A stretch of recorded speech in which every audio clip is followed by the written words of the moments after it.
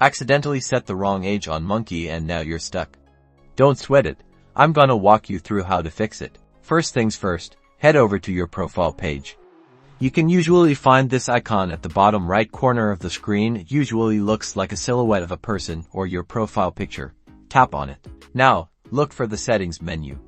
This is usually represented by 3 dots, 3 lines, or a gear icon, typically located at the top right or top left corner of the profile page. Give that a tap. In the settings menu, you're looking for the help or support section. It might be labeled differently, but essentially you need to find where you can ask for assistance. Click on this section. Inside the help section, look for a contact us or submit a request option.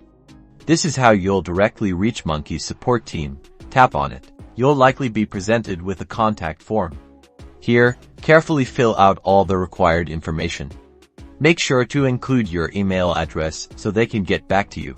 In the description box, clearly explain that you entered the wrong age during sign-up and would like to correct it. Be polite and provide the correct age you wish to use. Once you've filled out the form, submit it. You'll usually see a confirmation message saying your request has been sent. Now, just be patient, as it may take a little time for Monkey's support team to review and process your request. Keep an eye on your email for their response.